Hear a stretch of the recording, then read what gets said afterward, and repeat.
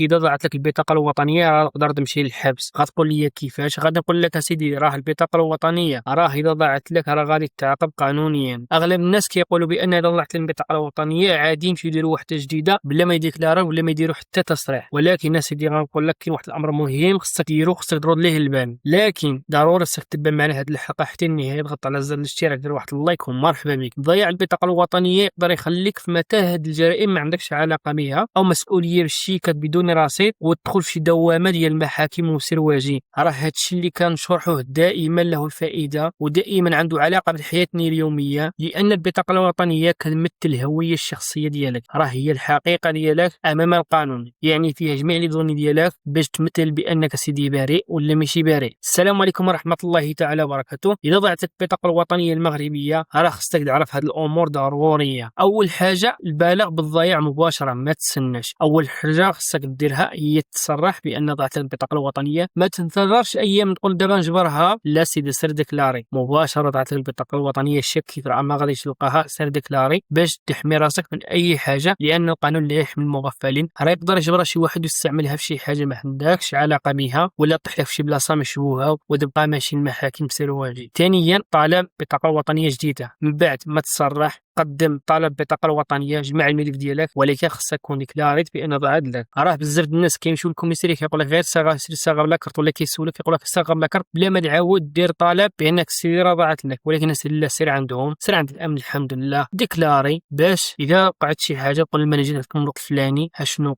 وقع، لأن هذا الأمر ضروري خصك ديرو. راه البطاقة الوطنية ضاعت لك، راه أنت في خطر محتمل ب 98%. هذه. ثالثا ما تستعملش البطاقة الوطنية القديمة. مثلا ضاعت لك البطاقة الوطنية، درت البطاقة الوطنية جديدة، ولكن من بعد كانت البطاقة الوطنية ديالك قديمة ولا لقاها شي واحد، هنايا خصك اسيدي إما تسلمها للجهات المختصة للأمن، المهم ما تستعملهاش ولا تحتفظ بها تقول لي غنحتفظ بها. لا سيدي، يقدر يجبرها شي واحد آخر ولا تضيع لك، كيتسمى عاوتاني اسيدي نتايا مستعمل جوج بطاقات وطنية، تقدر تعاقب، لأن هذا الشيء راه مخالف القانون المغربي. يعني أي واحد لقى البطاقة الوطنية ديالك يمكن له يستعملها في الحساب البنك بلا ما تكون انت حاضر، يقول له يفتح حساب بنكي في المغرب ولا في الخارج، لا ما تكون حاضر فقط بالبطاقه الوطنيه ديالك، يستعملها ببعض المعاملات والشبهات، يدير عقد ديال الكيره، يزور الشيكات. راه بزاف د الحوايج كيوقعوا فقط بالبطاقه الوطنيه كيستعملوها الافعال غير قانونيه. غادي تحتاج بانك سيدي ما عندك حتى علاقه بالافعال المنسوبه لك بسبب البطاقه الوطنيه ما ديكلاريتش بها ولا تعطلتي باش ديكلارينيها.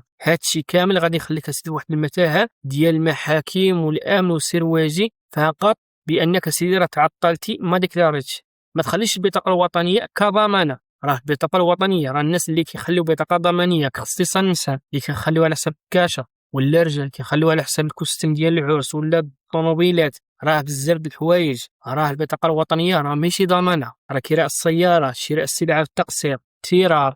بعض المحلات كيقول لك سيدي خلي البطاقه الوطنيه حتى ترجع لي واحد الحاجه في يومين ولا 3 ايام، وانت اش من ضمن الثقه بانك سيدي ما يدير لك بها والو.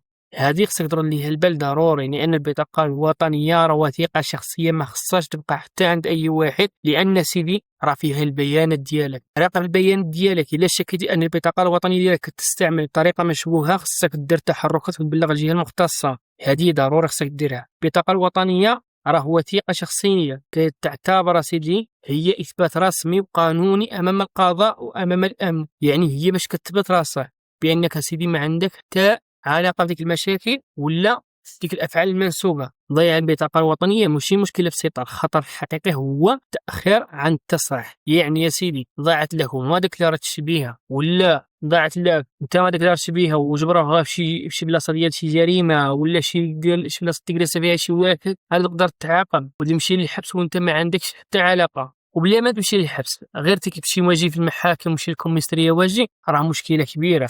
راه ضروري خصك دير هذا الشيء. ضاعت لك سير ديكلاري، طلب وحده جديده باش تحمي راسك وتحمي الهويه ديالك، وايضا تجنب اي مساءله قانونيه يقدر يستعملها شي واحد. مرحبا بكم، ضغطوا على زر الاشتراك، ديروا واحد اللايك